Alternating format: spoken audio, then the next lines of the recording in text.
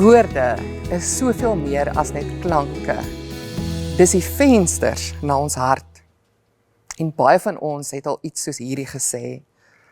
Ek het dit nie so bedoel nie. Ek was net moeg. Ek het net te vinnig gereageer. En natuurlik is dit waar, ons almal sê dinge wat ons later berou. Ons almal het dae waar ons moeg, oorlaai, gespanne is. Maar Jesus nooi ons om 'n bietjie dieper te kyk. Hy sê in Lukas 6 vers 45, 'n goeie mens bring die goeie tevoorskyn uit die goeie skatkamer van sy hart.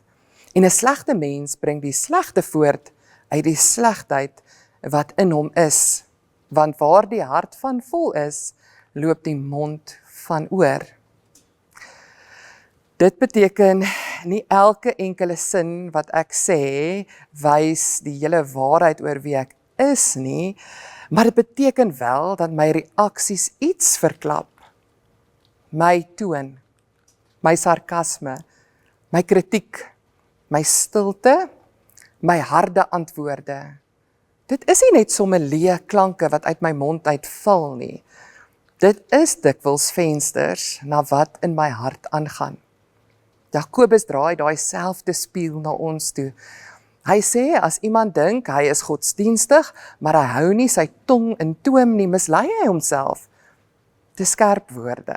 Jakobus sê eintlik, jy kan baie reg praat oor God, maar steeds onvolwasse praat met mense. Jy kan mooi geloofstaal hê, maar jou reaksies kan wys dat daar nog iets in jou hart is wat God wil genees. Dit is die ongemaklike genade van die spieël. Nie net wat het ek gesê nie, maar hoekom het ek gesê wat ek gesê het. Nie net was ek reg nie, maar was ek liefdevol. Nie net het ek die punt gewen nie, maar wat het my woorde gebou of gebreek? Miskien wys my sarkasme dat ek seer gemaak is. Miskien wys my kritiek dat ek onseker is. Miskien wys my harde toon dat ek bang is om beheer te verloor. Miskien wys my vinnige oordeel dat ek sukkel om genade vir myself te ontvang en daarom sukkel om dit vir ander mense te gee. Jesus sê dit nie om ons te verneder nie. Hy wys nie die hart uit om ons skaam te maak nie. Hy wys dit uit om ons vry te maak.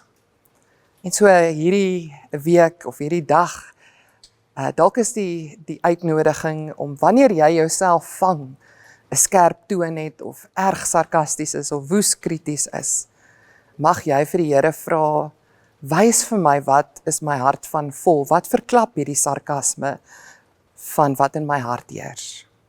Kom ons bid dat die Here ook dit sommer nou sal doen. Ag Here, ons kom na U toe as 'n volle mens en ons bring ook vandag ons binnewêreld na U toe. Here, skyn U lig en U spieël op wat in ons heers.